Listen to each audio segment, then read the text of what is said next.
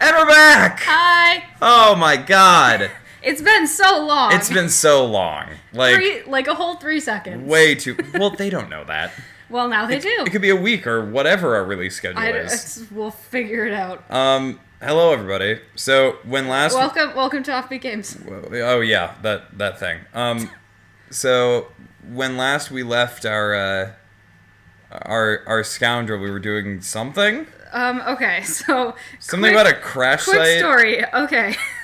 So, the Sith invaded our ship, because they were looking for that Jedi lady. Okay. And we went to the escape pods. Mm-hmm. By the way, the annoying guy died. I don't know if you caught that. Wait, which guy? The blonde dude? I wasn't paying attention. I know, we were talking about music. Oh, did he not get off the ship? No, he bought us time by fighting the Sith Jedi dude. Oh, right. Okay. I remember now. So he was a little bit less of a dick than we thought. Got ya. So we ran into the escape pods with this dude, and we crashed onto this planet. Okay. And that's where we are.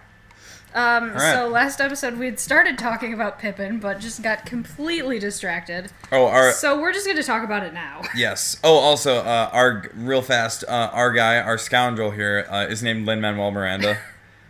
He's writer of such hits as In the Heights and Hamilton.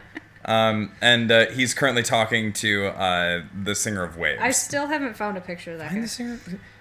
Let me restart the timer. Professionals. We're pros. Professionals. Guys, you Okay. really have no idea how pro we are right now. We've been planning this for 3 months. We've been planning it for so long, and already like shit's going wrong. Like, well, oh well. Okay, so we were talking about Magic to Do.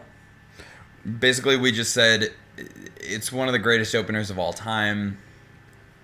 Magic 2 is just one of those songs that, like, when you listen to it and it's at the top of the show, you just know the rest of the show is going to be amazing. Yeah, and it was. So basically Magic 2 is over. I'm just not going to play for a little while. We're just going to talk about this. Really? Just so we can get through it. Okay, I'm playing that. All right, fine. So do you want this? No, I'm good. Okay. So Magic to Do is over. And this, the leading player then addresses the audience directly. There's fourth wall breaking probably in every scene. I love it. It's amazing. So you really get the sense that it is like a show within a show. And it's supposed to be, like, in the plot. Like, it's, they're a company of people putting on a show for you, and that's also the show. Yeah. So it's a beautiful thing. The leading player is just like, welcome to the show. This is what it's about. The show's called Pippin. Like, he says in his lines, our tale tonight concerns the firstborn son of Charlemagne, and it's entitled Pippin. His life and times. His life and times. As said as if we were in an AA meeting, is what our director told us. Yes. Well, told you guys. So, Pippin comes out, and he's a total noob at talking to people. It's great. So he's like, what the fuck? And he finally kind of gets up the guts and talks to these people at the university. And he just says, I want to go out and do all these things. And that leads into... Corner of the Sky. Corner of the Sky. Which is... I said it last time, every song is my favorite song. And it's so true. Yes. It's... You can talk about this one, because this is your baby. It was... So, Corner of the Sky is probably the most recognized... Oh, yeah, definitely. Probably the most recognizable song in the Pippin discography. So it's the entire song is just he's trying to find his corner of the sky. He's trying to find his purpose, his place, or what to do. He leads off the song by saying, right before he sings, he says, I'm not sure where I'm going to go or what I'm going to do. Mm-hmm. So just from that, you get the sense of what the song's going to be about. So it's this beautiful, just like the more the song goes on, the more excited he gets about the prospect. That's what I absolutely love about it. It's such a build. Yes. It's it like builds into that like the last verse, like so many men seem destined, which you didn't get to do. I know, and you were sad. There were so full disclosure, there were a couple things vocally that I wanted to do that I just didn't get to do, and it's fine. Like it happens. It happens, and like it worked. Mm-hmm. You know, I still loved singing it. I love that song so much. Yeah. Because I think it's very much conducive to how I was in. Not conducive. Whatever. It very much is what I felt. Maybe 2 or 3 different times in my life. Mm-hmm. So, you know, it was just this fantastic sort of kind of reliving of all of those initial things, like when I went off to college, and then when I left, and when I started playing more with my band, and, you know, the excitement that comes from that. And so it was just kind of fun to kind of go down memory lane while doing that song. So, I mean, the things I couldn't do vocally were, you know, small potatoes compared to the actual feeling of it. So yeah, it's just fantastic. And I mean, any tenor out there who, well, no, don't audition with it, because everyone does that. Any tenor out there who just wants a fun song to sing that you can really push yourself.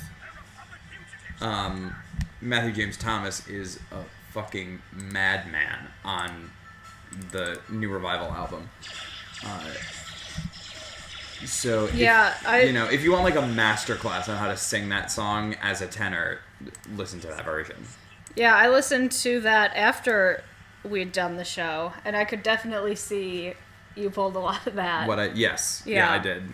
There were a lot of things vocally that I did to kind of not so much mimic his voice, but do similar to. Do you want to play now? No, I'm fine. You're doing great. Am I? Look at all those dead people. You're doing great. Yeah, I killed everyone. Okay. Next song is... Do you know what it is? Can you remember without looking at my notes? Come on. Okay. Come on, you got this. Hold on. So... Putting him on the spot here. So it goes from... So after that, then he's basically... The leading player is like, shit, alright. He's determined. Cool. Whisks him away. And then he essentially goes to his father and is like, you know, I don't know what I want to do with my life. And his father essentially offers him no guidance whatsoever. And he's just like, home is where the heart is, and you're gonna do great, and I, you know, but don't like go crazy. Like, you know, so he's pretty much no help. So then gets out of that scene. He's thinking so hard about this.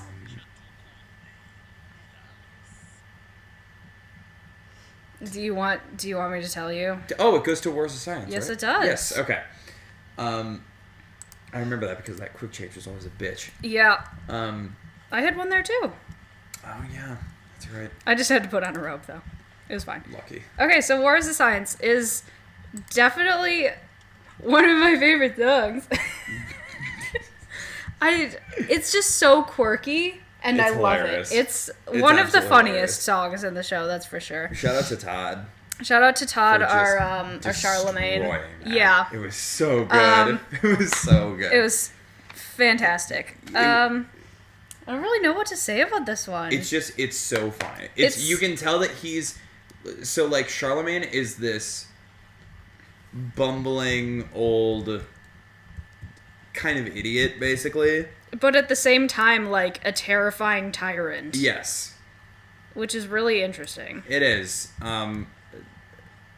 Yeah.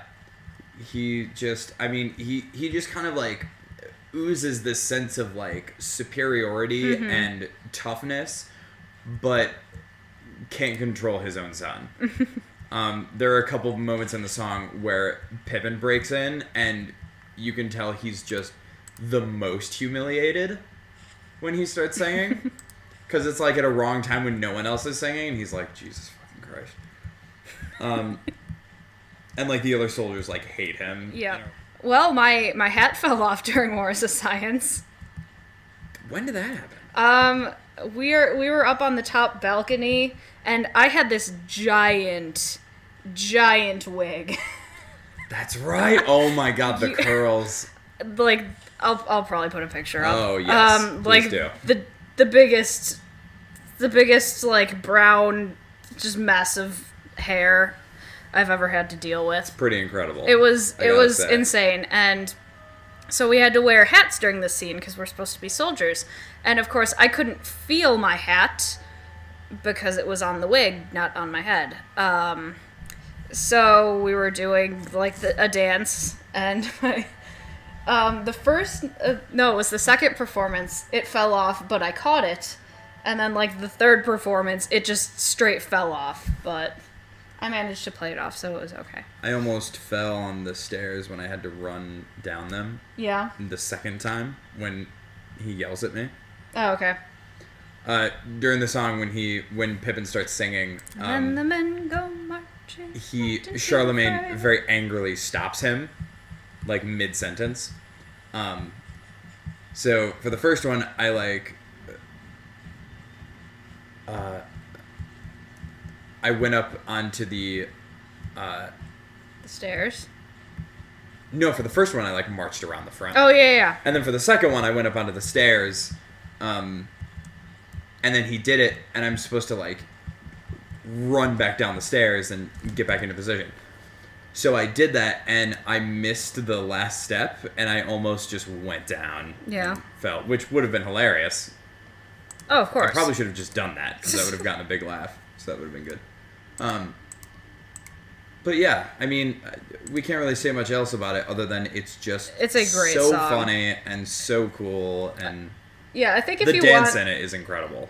Yeah, the dancing, even in the YouTube one, the one on YouTube, is very cool. Oh yes. Next one is Glory, and my first note is fuck, it's so good. And it is. Glory is yet again one of my favorite songs. It's just it's probably the most serious song in Pippin. It is, and it's done in such a not serious way. Yeah, it's very the beginning is so it's a little scary. You can tell shit's about to go down. Yeah, that is a good way to put it. Because right after Wars of Science, there's a prayer between the two siblings and Charlemagne, Louis and Pippin and Charlemagne, and he asks for victory tomorrow. Help us butcher the infidel. And it's this big thing, and it's horrifying. And then we go straight into Glory, and it's a war scene, and it's it's all done. It's all choreographed. It's essentially a giant dance, but Pippin and Louis are just killing people. Yeah, it's very... Well, first we have Glory Part 1, which is super dark and jazzy. Yes. And I love it. And then it goes into Part 2, which is the It's the dance break with the twins. Right. We had twin sisters in our cast, so they were kind of the underlings of the leading player, if you will. Yeah. So they do a little dance, which is really light and comical. Also, fun fact about that dance: it's written into the rights of the show that you have to do the exact dance. Oh, really? Yes, for that specific section. If you're going to do the show, you have to do the exact dance that they do there every single time. Huh. I didn't know that. I think it was per Bob Fosse's of course. thing, because he choreographed that show. But yeah, so that's a fun thing. Like, that cannot be changed in any way. Look at me. Look at you. Lin Manuel Miranda, ready to fuck some shit up. That's how he imagined Hamilton running into battle. Yeah, this is Take the bullets out your gun. The bullets out your gun. Move undercover when we move as one. Okay, so Glory Part 2 is my favorite thing about it. It's very creepy because it's so like the music is so light and comical. It's just this little like yeah. It's just super light. It's like piano, clarinet, and it's this very just like, you know. And in the background, everyone's killing each other. Everyone's dying. Like, Lewis and Pippin are brutally killing these people. Yep. And at least in our show. So that's happening, and then at the very end, everyone's dead except for Lewis, Charlemagne, and Pippin. And they end their dance, and the leading player just gives this little ta-da. It's this creepy, like, oh god, it's just the weirdest. It's so creepy, but it's brilliant. It is absolutely brilliant. It's very Pippin. It is. Like, if you want to hear a song that's like Pippin, that is the one to listen to, I think. Yes, absolutely. It embodies the entire show. Yeah, definitely. So, next one is Simple Joys. What, Glory Part 3? What? I don't even remember Glory Part 3. Was it The Gates of Hell? Yeah, no, wait. yeah. It's kind of just the same thing. Yeah, it's so basically like he says, "Oh, you ain't seen nothing yet," and then everyone comes back to life, and they basically just celebrate that they won the end. Yeah. Simple Joys. Simple Joys. This is right after Glory. Pippin has this little, like, borderline soliloquy of Corner of the Sky. Oh, yeah. And it's very just soft and tender. This was, like, I had two things in the show that I loved singing every single night, and that was one of them. It was just this little section of the chorus of Corner of the Sky. And then right after, Simple Joys starts. And it's basically all about Pippin not wanting to be in the military and instead going and finding, going to his grandmother's house is essentially the entire song. So Cale's got a puppy. Yes, I do. So it's this kind of fast, upbeat. I wrote down Island Rock because that's what it reminds me of. It is. It's very, yes. Yeah, it's really just a fun song. I don't know what to say about it. No, yeah. It's just very, it's a story song. Yeah. It's a storytelling definitely. song. It's basically like... kind of continuation of Corner of the Sky, honestly. Yeah, pretty much. I mean, if he had if leading player had a monologue there, that's what he would say, but he just sings it instead. Right. Okay, No Time at All. No Time at All. This is like my second favorite song in the entire show. Yeah, I bet I know what your favorite... Well, maybe I know what your favorite is. We'll talk about that later, though. Yeah. Yeah, it's... I just love the positivity in it. Like, it's just so uplifting. It is. It's beautiful. So this is when Pippin is going to His grandma's house. To his grandma's house, and it's his grandma. Basically, he tells his grandma, "I don't know what I'm doing with my life," and she's like, "Just do whatever the hell you want. Just do whatever you want. Like, you can, She says, "Of fortune and fame, you're secure of," because he's the prince, and he's very wealthy and all that. So the entire thing is just about living your life and living your life to your fullest. Yeah.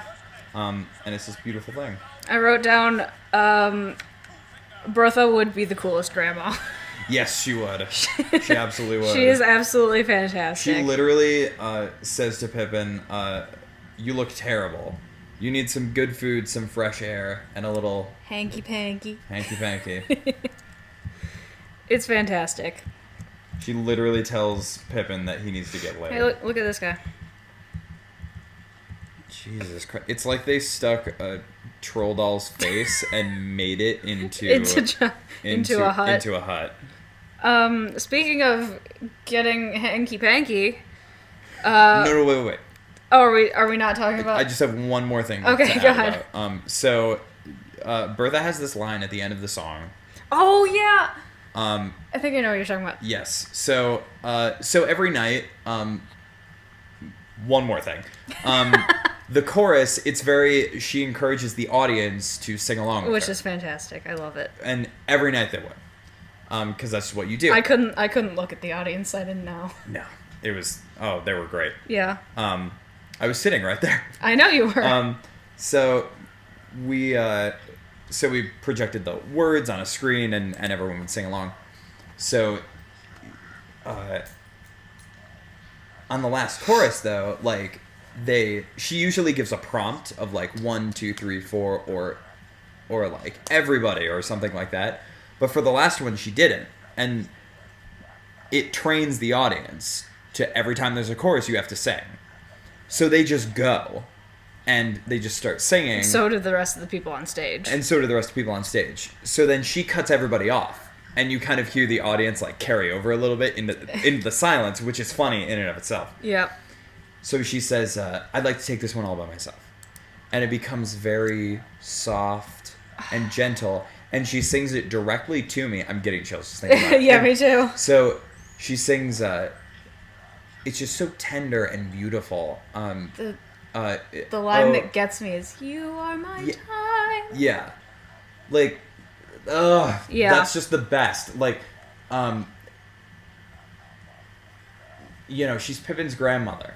So, like, the fact that she sings "You Are My Time" to him is I'm like getting goosebumps. It's so sweet. It's the most beautiful thing. Yeah. And there were only 2 moments in the show on closing night that almost made me cry on stage, and that was one of them. Yeah.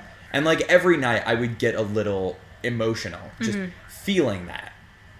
Cuz like when someone says that to you, that's one of the most powerful things anyone can say to another human being. Yeah. And it was said to me constantly in like the most beautiful tone and singing voice, and our Bertha was just incredible. Yeah.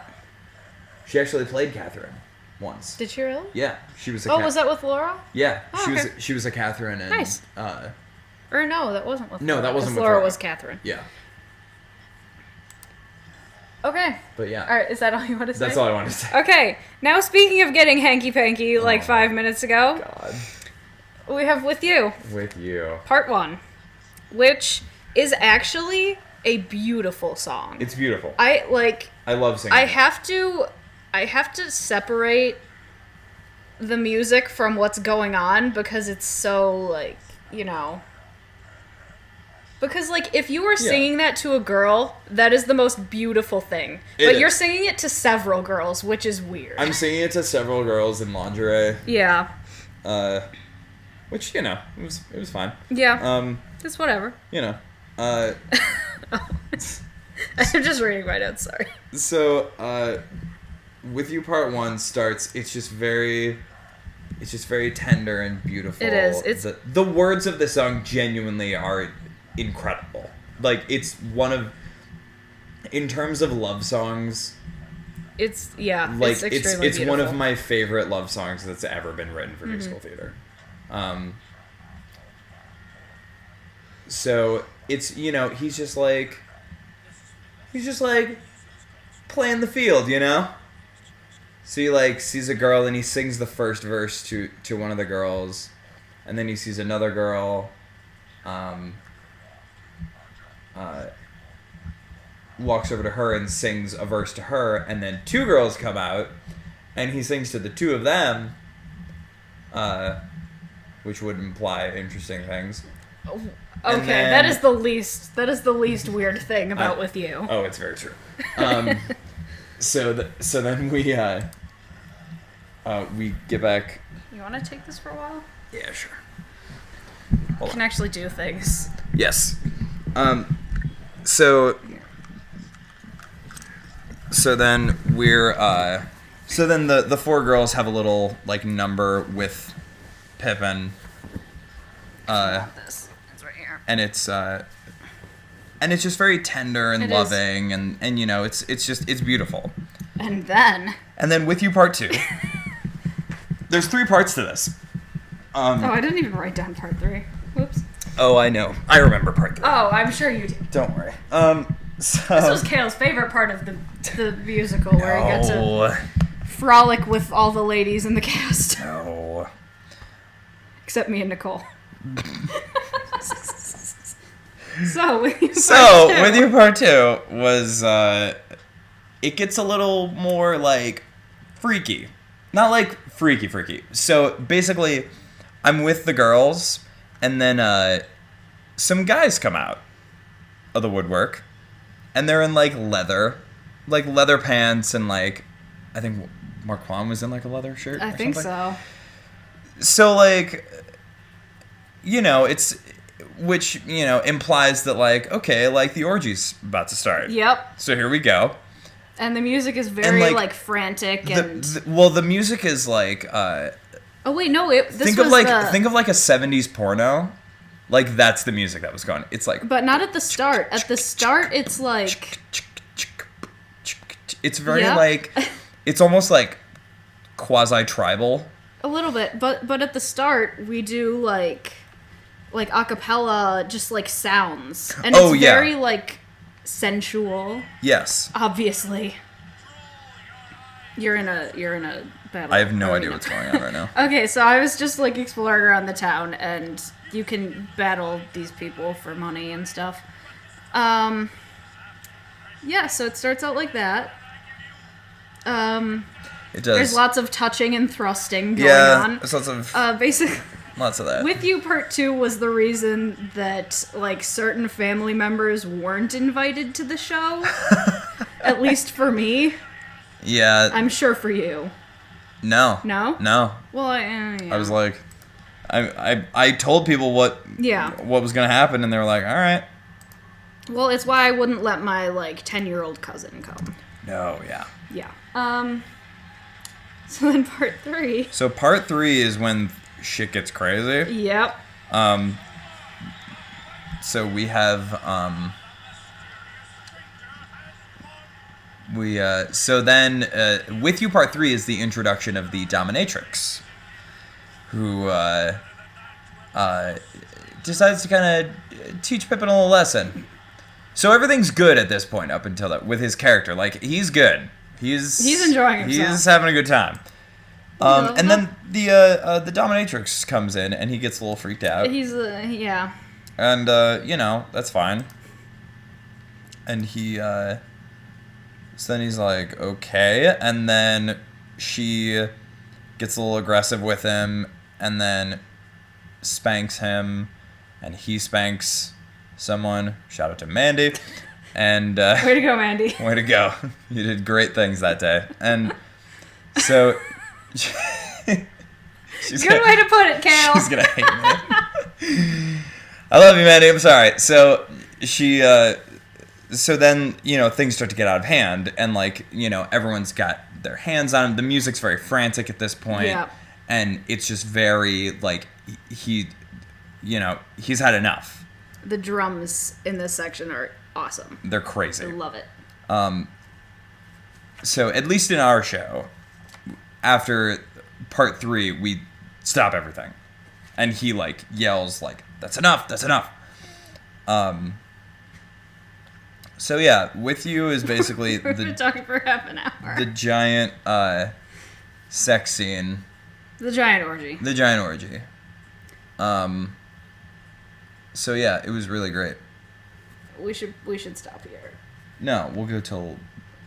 What was the last one, 35? I don't know. It was like 35. Okay. Let's just go to 35. Okay, well, we could talk about 2 more songs because there's 2 more songs in the first act. Perfect. So next we have everyone's least favorite song. Oh my god. Cale especially hates this All right, song. all right. So this is like complicated to talk about. Yeah. So, can you say the name of the song? I wish not to speak its name. You don't even know what it's called and you hate it so much. What, like fucking spread a little sunshine? Yeah. Sunshine or Spread a little whatever? sunshine? Spread a little starshine. Good morning, Starshine. Yeah. Spread a little sunshine. Spread is a the little name of the sunshine. song. It's my least favorite song in the show, and you know that's whatever. Ooh, Sneak Attack 2. You got that. Sneak Attack 2, the sneakening. Of course. So it's I cannot fucking believe. Every time I see it on this menu, I'm like, wow, it really let me do that. It really let me do I'm that. surprised it gave you that many characters. Me too. Ugh. Anyway, so we just it's just very long, and we cut like half of it. we cut I think 2 verses from it and some dialogue, and it was still the longest song in the show. Yeah. Which was upsetting. Maybe the finale was longer. Well, finale was longer. Well, but finale's more of like a free for. Anyway, Yeah. So I don't know. It's just very. I don't want to say like bland, but it's just it doesn't do it. It doesn't really go anywhere. Yeah. It just kind of the problem is flatlines. I think the problem I have with it is it's setting Fastrada, who is Pippin's stepmom. Yeah. I never got that right. Yeah. Pippin's stepmom. It's setting her up as the villain, but that doesn't go anywhere because she's not actually the villain. Yes. That is my biggest problem with it. Yes. Also, Which is kind of like in its way, it's brilliant because you kind of don't see the ending coming. exactly. Which is spoilers. It's everyone is the villain except for Pippin. Yes. Huge spoilers. Yeah. Whatever. We'll put a spoiler before we start. For a show that's like 20 years old. Yeah. Almost 30. Well, hey, not many people. Yeah. like- It's whatever. Anyway, so it's basically like Pippin, spoiler alert, is going to kill his father because he realizes that he's just A tyrant, very unjust. What am I supposed to be doing? Just whatever. Just explore. All right. Talk to people. You know, he's a tyrant. It's very unjust. It's terrible. So he decides he's going to do something about it, and he runs like this, and with 2 swords, and Just like that. and goes to kill him. And Fastrada basically sets it up through this entire song. Because she wants her son, Lewis. I keep wanting to say Brandon, but Shout out to Brandon. shout out to Brandon. Yeah, she wants Lewis to be the king Yes. because he's her actual son. Yes. I had to think about that in my head for a second. Karth. Okay. You can talk to him and learn about his shady past. Oh, cool. So You know what I enjoyed most about Spread a Little Sunshine? what? Is us getting a little chance to talk backstage. Oh yeah, that was always nice. I liked that. Yeah, it was a nice little reprieve because there was only a couple people on stage. I think I had to go up at some point. Yeah, you did. Because Fastrada is like, well, you know, he'll be Plotting. He'll be praying by himself. Oh, I like that scene. I do like that scene a lot. It's very funny. It is funny. And that sounded like a legit like Earth like circular saw. Like that didn't sound like something out of space. It Yeah? sounded like just someone had like a circular saw in the background. All right. Anyway, so yeah, you know. Basically, Fastrada was setting it up so Yes. Pippin would kill. So Charlemagne. Pippin would kill him. Yeah. So he basically just goes and does it, and when he leaves to go find her, she's like, you know, it then came to me that Pippin might be planning on harming him. Like, I therefore decided to warn him. And he goes, well, I'm off to Arles to pray. And she's like, goodbye, my lord. And just lets him go. And then as he leaves, she's like, it just occurred to me that I completely forgot to tell him. Like, things move so fast around here. And, like, you can obviously tell that she's completely, like, trying to do it. So that's pretty funny. Yeah, it was funny. Like, I like Fastrada's character. I just don't really like that song. It's just, yeah, like, the song itself didn't make a lot of sense. And, yeah, I don't know. I don't have too much to say about it. Yeah, okay. And now on to what I'm guessing is your favorite song. Because it's my favorite song. Cale's... Yes. I would say this is probably my favorite song in the whole show. I would say that this is my favorite musical theater song, period. I would go that far, I think. Yes. We're talking about the song Morning Glow. If you haven't listened to it, please go listen to it. Yeah. It's do yourself a favor. So beautiful. Yes. It's by far one of the most beautiful songs in the whole show. Absolutely. So it just starts from silence. You just get like one chord and then... Also, this is... my hands stop shaking. This is immediately following me... yeah. Stabbing and killing Charlemagne. So he's dead on the floor. It's complete silence. And then just a little chord and then the song starts. Yeah. Like, it's out of a vacuum. Yeah. Like, it's incredible. And, let's see. I just have hearts. Of course you do.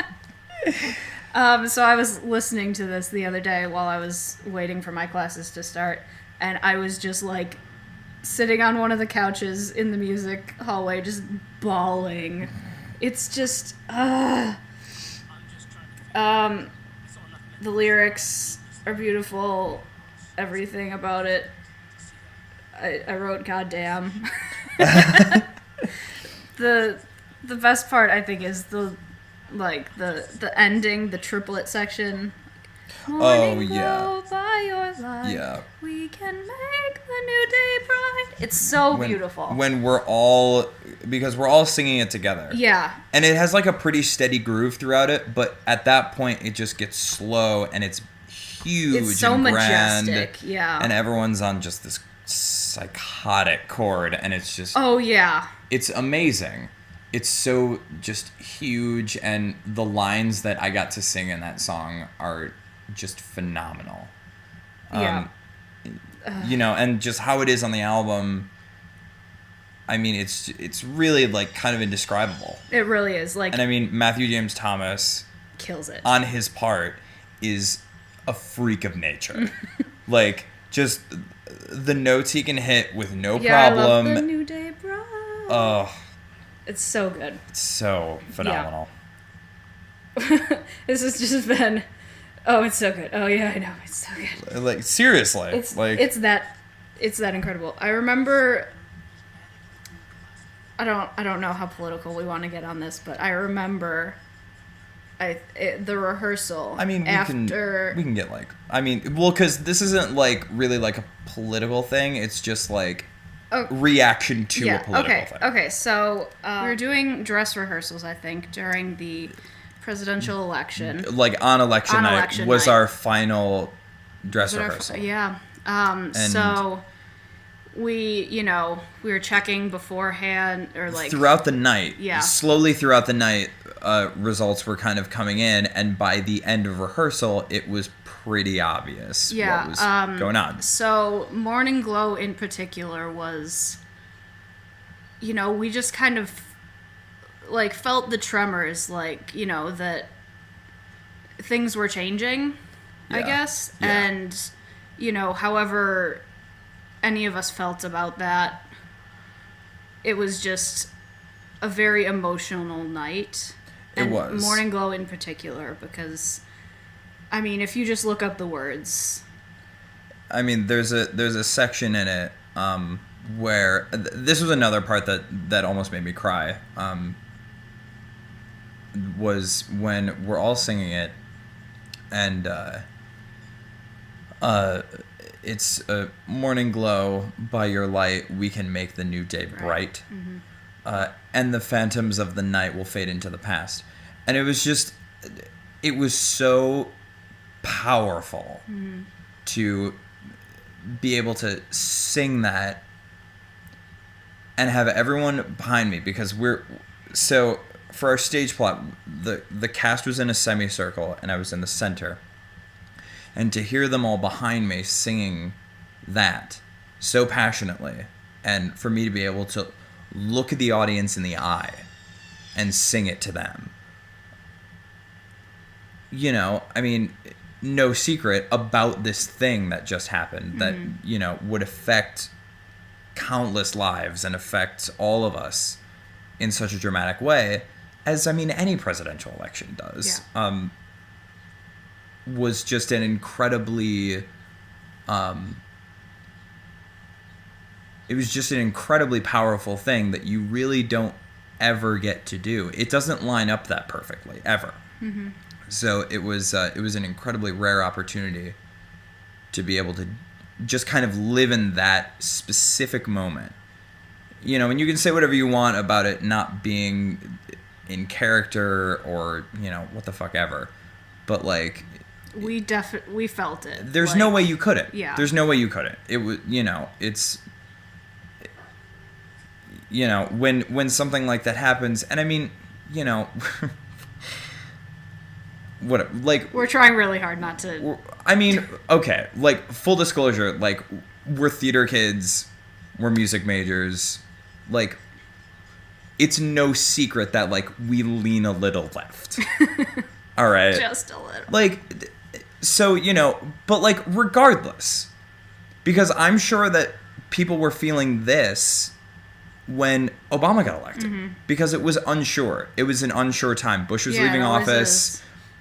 Bush was leaving office after 8 years, and, you know, I'm sure that Republicans didn't know what was coming next, and they were worried, and they probably had that too.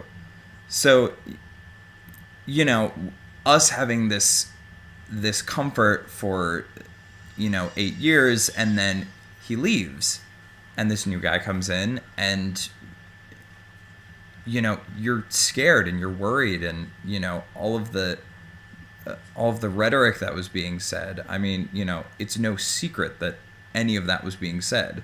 It's on the fucking internet. So I think just that whole show kind of took on an entirely... It all changed after that for us. Like, it wasn't like we were doing the show because we loved it. It was now we're doing it because we feel like we have to. Yeah, definitely. And it was like, it was a story that needed to be told, and it was an escape that we all desperately needed. And honestly, performances could not have come at a better time, because it was, I think, election night and then 2 days and we opened. So it was an incredible time to do something and to sing a song like that, and to have something that was so powerful and reassuring, and just like, I felt like every night during that song we were kind of just reassuring the audience, like, we swear everything's going to be okay. Yeah, definitely. Like, we promise you everything's going to be okay. And with that... God, this got deep. And with that, we will see you next time. Bye. Bye.